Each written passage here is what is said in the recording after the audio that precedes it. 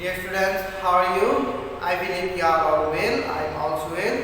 তো শিক্ষার্থীরা আশা করছি তোমরা খুব ভালোভাবে দ্বিতীয় পরীক্ষাটা দিয়েছো। আজকে থেকে আমরা আমাদের বার্ষিক পরীক্ষার পড়া শুরু করব। আশা করছি সবাই খুব মনোযোগ সহকারে ক্লাসগুলো করবে। হয়তো কিছুদিনের মধ্যে স্কুলও খুলে দিতে পারে। যদি খুলে দেয় তো তাহলে আমরা সবাই আবার সেই আগের মতো পাঠদান করতে পারবো, সবাই ক্লাসে বসে মনোযোগ সহকারে ক্লাস করতে পারবো।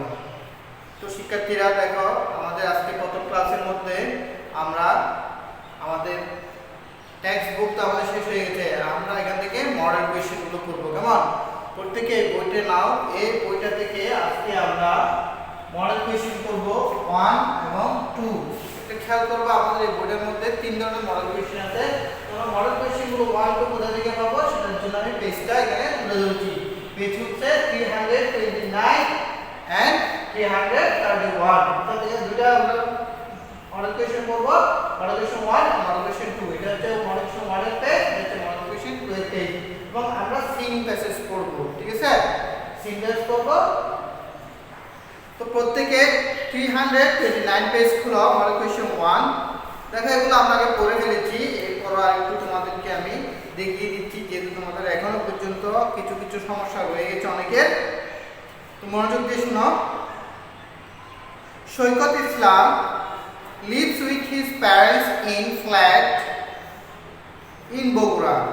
His father, Mr. Rashidul Islam, is a banker. But in his free time, Mr. Islam writes stories and listens to music. Shoykot's mother is Mrs. Manwara Islam. She is a housewife.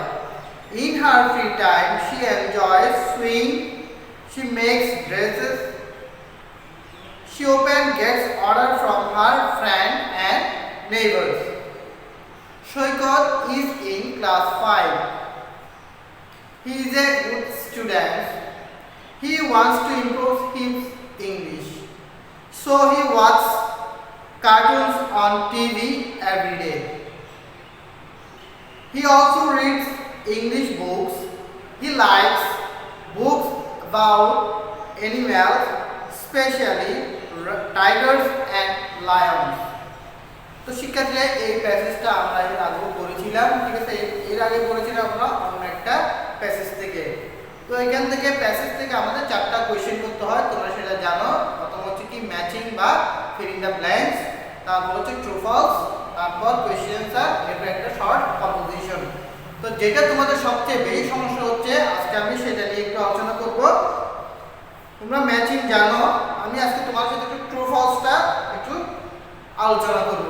দেখো, তোমরা পরীক্ষার সময় টিচারদেরকে বারবার বলো, হ্যাঁ ঠিক আছে, না বুঝলে জিজ্ঞেস করবে, ট্রু ফলস এর মধ্যে আমরা আনসার লিখবো কিনা, কারেক্ট আনসারটা লিখবো কিনা।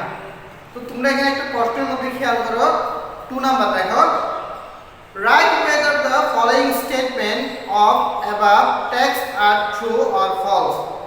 If false, write the correct answer. এখানে শেষে একটা কথা বলেছে, if false, write the correct answer.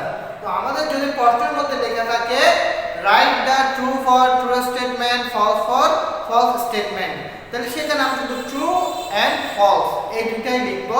আমরা এর কারেক্ট আনসার লেখার কোনো দরকার নাই। তাহলে কারেক্ট আনসারটা আমরা কখন লিখবো?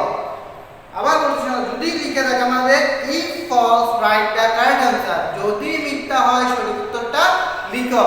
ওই কথাটা না বলা পর্যন্ত আমাদের কারেক্ট আনসার লেখার কোনো প্রয়োজন নাই। আমরা তখন শুধুমাত্র আমরা ট্রু ফলস দিয়ে চলে যাব। এখানে আমাদের প্রথমটা হচ্ছে কি, Saikat is a student of class 5। তাহলে আমাদের সেটা আনসারটা হচ্ছে ট্রু। তাহলে আমরা দিয়ে এটা কি দিব? ট্রু দিব, ঠিক আছে? শেষ, আমাদের কোশ্চেনটাও লিখতে হবে না। এরপরে বি নাম্বার হচ্ছে সৈকত ইজ এ ডাল হেডেড স্টুডেন্ট। ডাল হেডেড স্টুডেন্ট মানে কি? তা মেধাহীন, ঠিক আছে? অর্থাৎ কি ধরনের? মেধা নাই, ওই ধরনের। তাহলে আমাদের এখানে বলছে he is a good student, সে একজন ভালো ছাত্র। তাহলে এটা আমাদের ফলস লিখলাম, ঠিক আছে? রাইট দ্য কারেক্ট आंसर তাহলে আমরা অবশ্যই এখানে কারেক্ট आंसरটা লিখব কারেক্ট आंसरটা লিখব কি Saikat is A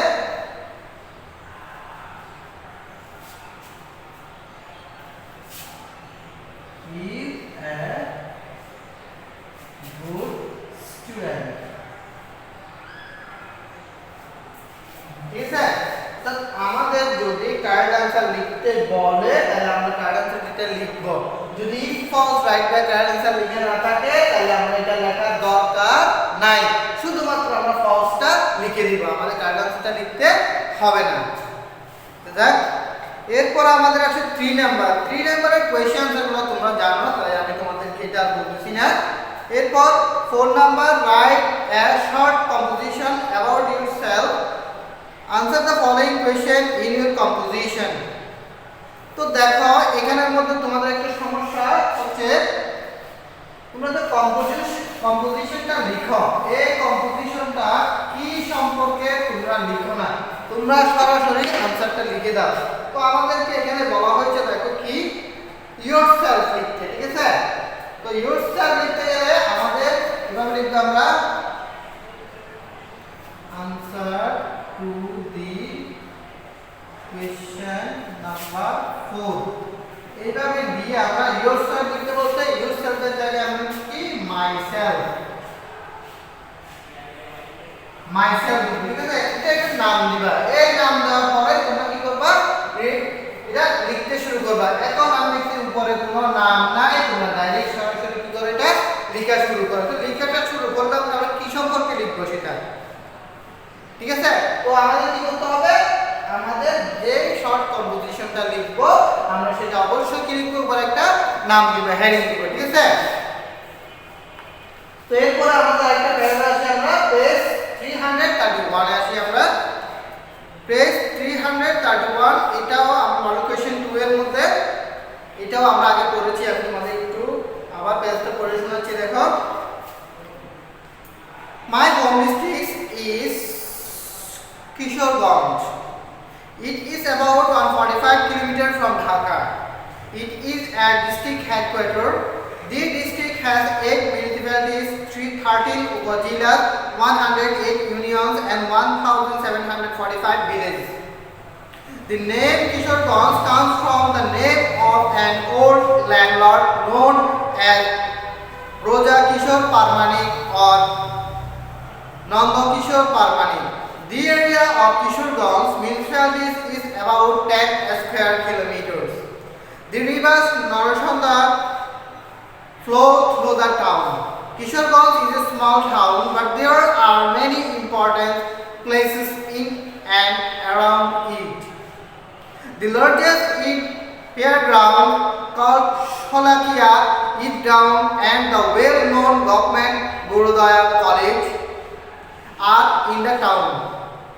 People from many districts come to this place to celebrate Eid. The Pagla Mosque is also in my home district. Outside the town, you can visit the port of Isha Khan at Jangalbari. You can also see the Shah Muhammad Mosque at Egar Hindur. Near the Fuleshwari River, you can see the Shiva temple of Chandrabati. দেখো শিক্ষার্থীরা এখানে আমাদের সম্পূর্ণ প্যাসেজটা নেই আমাদের text বইয়ে কিন্তু এর চেয়ে আরো বড় আছে প্যাসেজটা এখানে অর্ধাংশ তুলে ধরা হয়েছে তো আমাদের যে অংশটুকু লেখা থাকবে আমরা সেই অংশটার উপর কি করব आंसरটা করব তো আমি তোমাদেরকে বলেছিলাম কি এখান থেকে হয়তো ম্যাচিং থাকতে পারে অথবা কি আমাদের ফিলিং দ্য ব্ল্যাঙ্কস থাকতে পারে তো তোমরা ইন্টারভিউ করার সময় দেখলাম যে তোমরা ফিলিং দ্য ব্ল্যাঙ্কসও করে করেছো ম্যাচিংটা করে করেছো যাক বেশি করছো কোনো সমস্যা নাই তো সামনে থেকে তোমরা অতিরিক্তগুলো এসডব্লিউ করবে না ঠিক আছে বই যেগুলো থাকবে সেগুলাই করবে তো এতক্ষণ আমি তোমাদেরকে ট্রু ফলসটা বুঝিয়ে দিলাম তাহলে ট্রু ফলসটা তো বলার কিছু নাই আর ফিলিং দ্য ব্ল্যাঙ্কস এর ক্ষেত্রে অবশ্যই তোমরা ফুল সেন্টেন্সটা লিখবে ফুল সেন্টেন্স না লিখলে সেটা এখানেই হোক বা তোমরা উচ্চ ক্লাসে যাও সেখানে তোমাদেরকে কি কেটে দিবে যদি 1 2 3 নাম্বার এভাবে দিয়ে থাকে আর যদি তোমাদের প্যাসেজ আকারে দেওয়া থাকে তাহলে তোমাদের কি করতে হবে না প্যাসেজটা লিখতে হবে না শুধু আনসারটা করে দিতে পারবে। এরপর আনসার কোয়েশ্চেন তো তোমরা জানো। এরপর এখানে আছে কি 4 নাম্বার 332 পেজে write a short composition your home town. তাহলে ইউর হোম টাউন যেখানে বলছে আমরা এখানে ইউর সেলফ বলতে আমরা মাই সেলফ লিখছি। এখানে ইউর হোম টাউন যখন বলছে সেখানে আমরা লিখব কি my home town. Your home town বলতে তাহলে আমরা মাই হোম টাউন লিখব। ঠিক আছে? তো ইউর হোম টাউন আমরা লিখব না, ইউর হোম টাউন লিখলে আমরা আরেকটা হোম টাউন সম্পর্কে লিখছি, এটা মনে করবে স্যার। ঠিক আছে? তো কি করব আমরা মাই হোম টাউন লিখব। তো শিক্ষার্থীরা দেখো আমি তোমাদেরকে আজকে বেশি বাড়ি কাজ দিব না, তোমরা বাড়ি কাজ হিসেবে করবে কি দুইটা প্যাসেজের ওই মডেল কোশ্চেনে তোমরা 4 নাম্বারটা অর্থাৎ শর্ট কম্পোজিশনটা তোমরা এসডব্লিউ করবে। ঠিক আছে? তো শিক্ষার্থীরা সবাই ভালো থাকবে, সুস্থ থাকবে। আর যদি কোনো তোমাদের সমস্যা হয় অবশ্যই আমাদেরকে জানাবে। সবাই সুস্বাস্থ্য কামনা করে আজকে ক্লাসটা এখানে শেষ করছি। আল্লাহ হাফেজ।